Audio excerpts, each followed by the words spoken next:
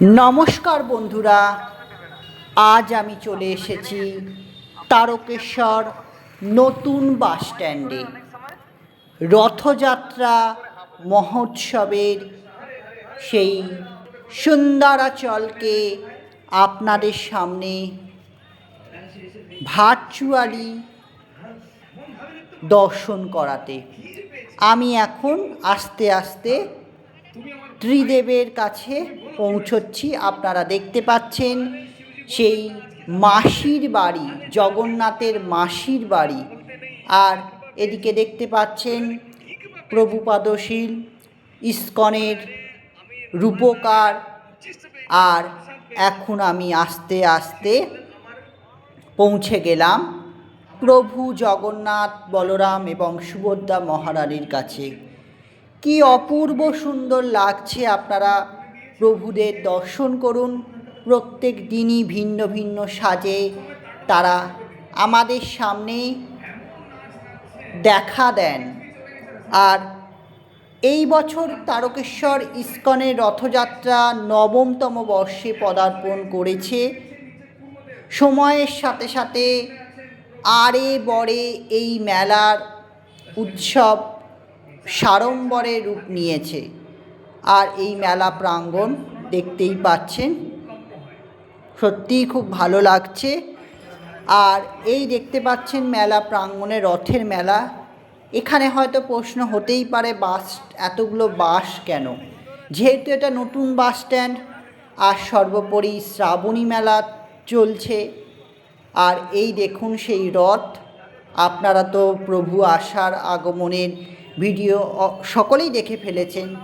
আর এই স্টল দেখতে পাচ্ছেন, এখানে প্রসাদের কুপন কাটা যাবে। এছাড়া বিভিন্ন পূজার সামগ্রী থেকে শুরু করে গোপী ড্রেস কেনা যায়।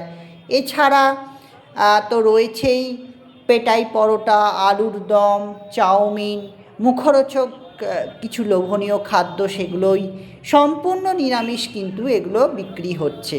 এছাড়া গজা, জিলিপি। আর এই দেখুন শ্রাবণী মেলা উপলক্ষে ক্যাম্প হয়েছে। আর আলোক তোরণে দুর্গা পরিবার, অপূর্ব সুন্দর। আর চলুন, রথ আসার সময় তো আপনাদের ভিডিওটি দেখেইছি, আপনারা তো দেখেছেন যে কি অপূর্ব সুন্দরভাবে রাস্তাটাকে সাজানো রয়েছে। আর এই যে দেখতে পাচ্ছেন জয় বাবা তারকনাথ, এই আলোটি কিন্তু শ্রাবণী মেলা কাম রথযাত্রা উপলক্ষে।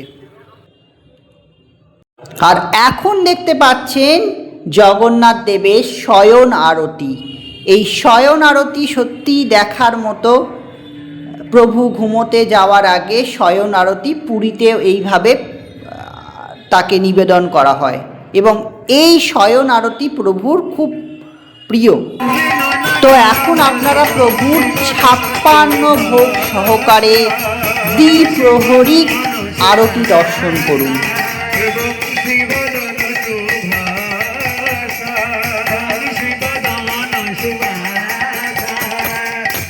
ব্রজজন পালন অসুর কুল নাশন, ব্রজজন পালন অসুর কুল নাশন, পথগামী ভাব তুমে, পথগামী ভাব তুমে, পথগামী ভাব তুমে।